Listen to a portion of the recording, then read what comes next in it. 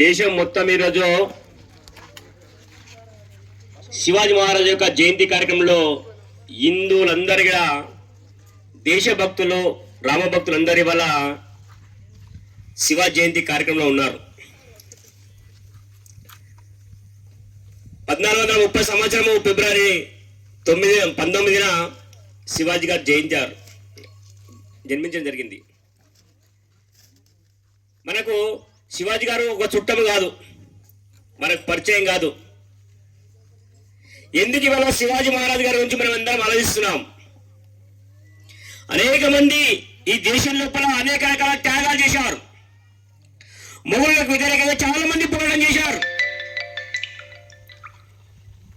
చాలా మంది వాళ్ళ జీవితాలను అర్పించి దేశం ధర్మాన్ని రక్షించారు. మొఘలుల కాలం లోపల హిందూ మందిరాలను ధ్వంసం చేస్తూ, హిందూ మాలను మానభంగాలు చేస్తూ, హిందువులకు సంబంధించిన పురాణాలు కబ్జాలు చేస్తూ, హిందువులను అష్ట కష్టాలు పెడుతున్న సమయం లోపల ఉద్భవించిన ఒక శక్తి శివాజీ మహారాజ్ గారు. 300 సంబంధించిన కోడలను జయించి హిందూ సామ్రాజ్య స్థాపన చేశారు. హిందూ రాజులందరూ కలిసి కూర్చొని ఛత్రపతి అని బిరుదించారు.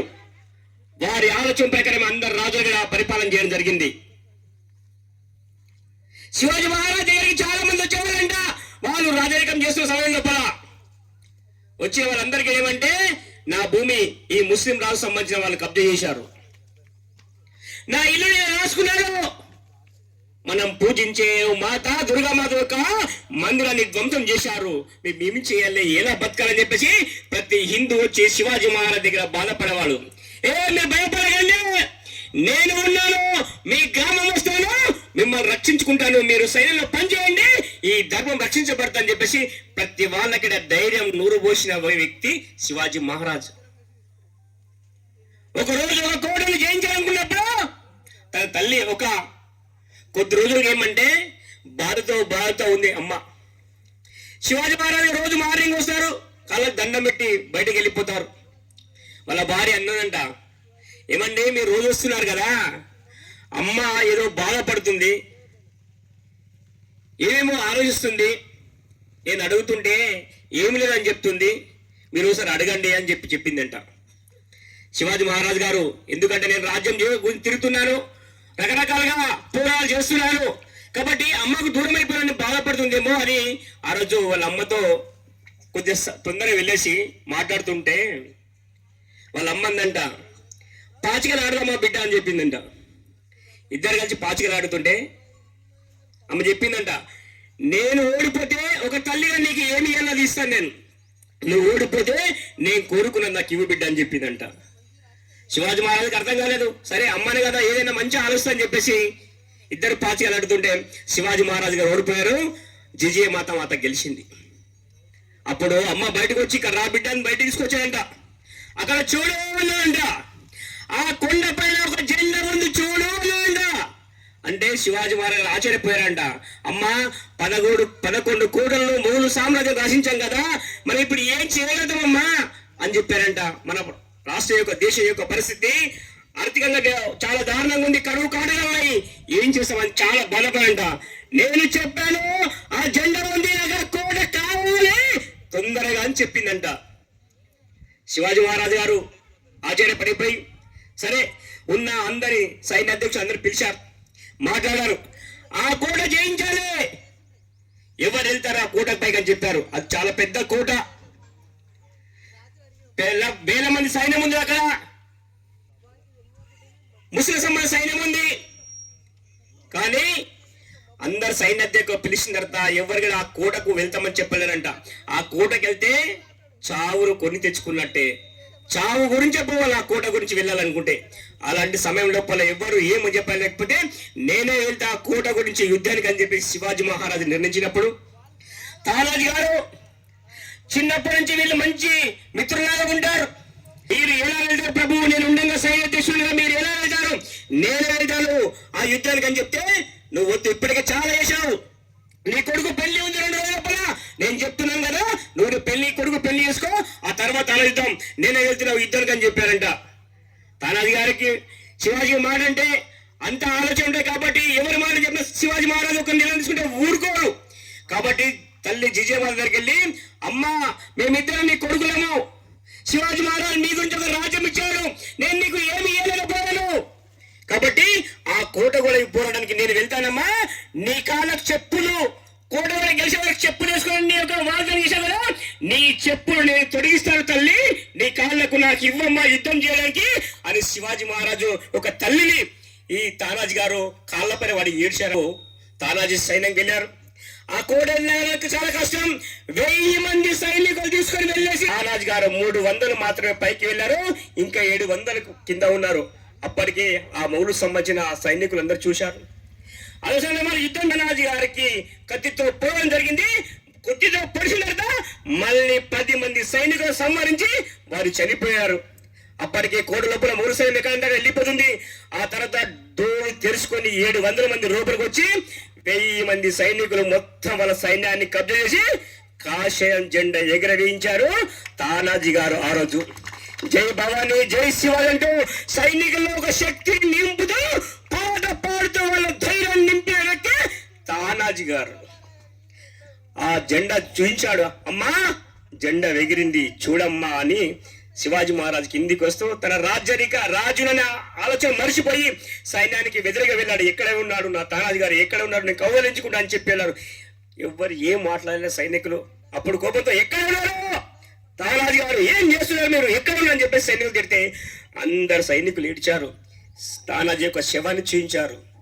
అప్పుడు శివాజీ మహారాజు ఏడ్సుడు ఘోరంగా భరించలేని విధంగా బాధ అనుభవించాడు.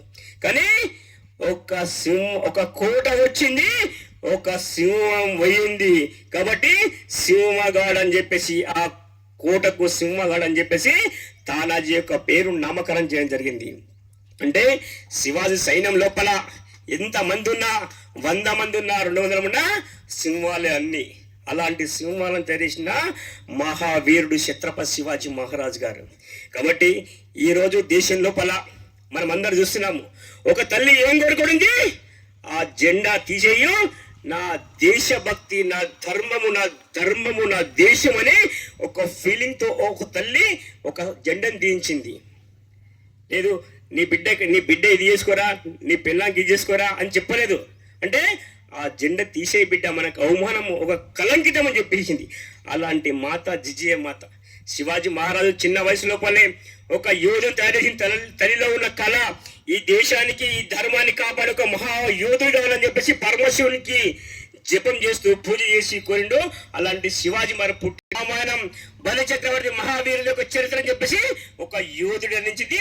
ఆ యోధుడు 300 కోటలు జయించి హిందూ సామ్రాజ్యం స్థాపించిన మహావీరుడు, మనందరికీ ఆదర్శమైన మహాపురుషుడు. కాబట్టి ఇవాళ దేశం లోపల ఆ యోధుడు గురించి, శివాజీ మహారాజు గురించి చెప్తాం. వారి ఆదర్శమే మనం జీవితంగా బతకాలి. ధర్మానికి ఎవరు పనిచేస్తారో, ధర్మాన్ని ఎవరు కాపాడతారో ప్రతి వాళ్ళకి ఇష్టపడతారు. అది ధర్మరక్ష శ్రీరామచంద్ర మహాప్రభు చేశాడు, శ్రీకృష్ణ మహాప్రభు చేశాడు. ఛత్రపతి శివాజీ మహారాజుని మాతా దుర్గా మాత చేసిన ధర్మం గురించి పని. కాబట్టి ధర్మం పని చేయాలి. ఎన్ని కష్టాలు వచ్చినా, ఎన్ని నష్టాలు వచ్చినా, ఏదైనా భరించడానికి సిద్ధంగా ఉండాలి. ధర్మ రక్షణ మన జీవితంగా మనం అలవరుచుకొని మనం ముందుకెళ్ళాలి. ఆ ధర్మమే మనం కాపాడుతుంది. ఎందుకంటే మహానుమీలు రకరకాల గొప్ప వాళ్ళు చేసిన పని మనం చేస్తున్నాం. కాబట్టి సిగ్గుపడాల్సిన పని లేదు. ఎందుకంటే హిందూగా పుట్టాం, హిందూగా బతుకున్నాం, హిందూగా చూసాం, హిందూగా రేపు చనిపోతాం. హిందుత్వం మన జీవితం. శివాజీ మహారాజ్ సైన్యంలో గారు ముస్లిమ్స్ ఉన్నారు. వారు రాజుల మంచి శాఖలుగా ఉన్నారు. ముస్లిం కోటలు చేస్తున్నారు, వాటిపై పోలీసులు అక్కడ ముస్లిం తెలుసు. కానీ శివాజీ మహారాజ్ చేసే ధర్మ పోరాటం, అధర్మం పైన ధర్మ పోరాటం. కాబట్టి అందరు సహకరించాలి, అందరూ ఆలోచించాలి. కాబట్టి వాళ్ళందరూ సహకరించారు.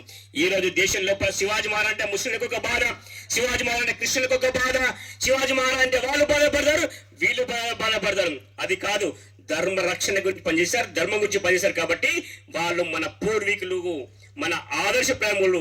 కాబట్టి వాళ్ళ జీవితం మనకు ఆదర్శం, వారి మార్గంలో నడవాలి. కాబట్టి చాలా మంది ఈరోజు క్రిస్టియన్లు మారుతున్నారు వల్ల, చాలా మంది వల్ల లవ్ జిహాద్ మీద ముస్లింలు మారుతున్నారు వల్ల. మన అమ్మాయిలు ఎత్తుకపోతే ఒకరు మన వాళ్ళని ఏమంటే హిందువులను మరి ఏవో వాళ్ళ చెప్పేసి డబ్బులతో రకరకాలు చెప్పేసి కులం పేరుతో మీకు గుడి ఎక్కడ ఇవ్వట్లేదు, మీరు దగ్గర చాలా మంది క్రిస్టియన్గా మారుతున్నారు. చాలా మంది అమ్మాయిలు ముస్లింలు వెళ్తున్నారు. కొంతమంది హిందువులు వల్ల వాళ్ళ అవసరాల గురించి ఏమంటే ధర్మద్రోహం. ఎందుకంటే వాళ్ళ పూర్వీకులందరూ హిందువులే, వాళ్ళ తాత ముత్తాత అందరు హిందువులే. కాబట్టి అనుకోని సంఘటన లోపల వేరే ధర్మం, మన ధర్మం గురించి వేరే ధర్మం వెళ్ళిపోవచ్చు. ఎక్కడ హిందూ మతాన్ని నుంచి వేరే వరకు వాళ్ళందరికీ స్వాగతిస్తున్నాం, యజ్ఞం చేసి హిందూగా స్వీకరిస్తున్నాం, హిందూగా బతికే విధంగా వాళ్ళందరూ సాగిస్తున్నాం. కాబట్టి రాష్ట్రం లోపల మన ఆధ్వర్యంలో ఇప్పుడు 15,000 మంది క్రిస్టియన్స్ ముస్లిమ్స్ హిందువులకు రావడం జరిగింది. ఇవాళ హిందూగా మనకు కొంతమంది ముస్లిం హిందూ పేరుగా పెట్టుకోవడం జరిగింది. కాబట్టి ఎవరైనా దారి తప్పిన వాళ్ళకి వెళ్తుంటే హిందూ ధర్మాలకు వస్తే విశ్వ హిందూ పరిషత్ స్వీకరించి సిద్ధంగా ఉంది. వాళ్ళ హిందువులుగా పునర్గమనం చేసుకోవడానికి మేము సిద్ధంగా అని చెప్పి తెలుస్తున్నాం. పొట్టిపల్లి గ్రామ ప్రజలందరికీ ఈ యొక్క కార్యక్రమం పిలిచినందుకు మీ అందరికీ ధన్యవాదాలు. అందరికీ జై శ్రీరామ్.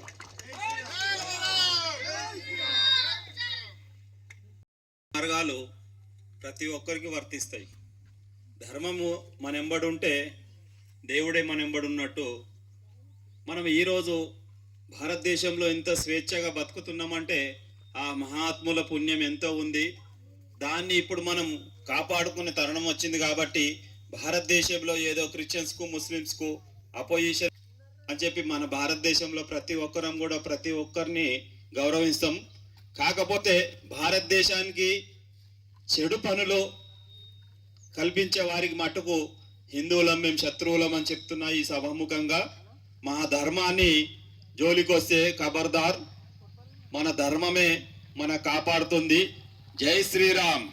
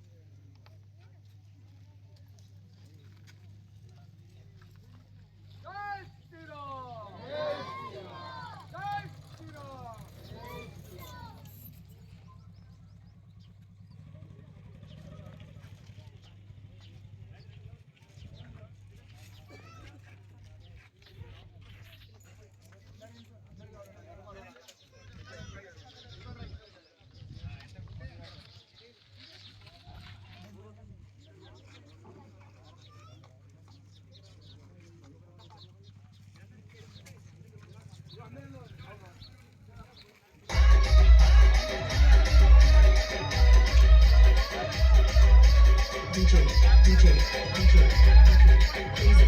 easy.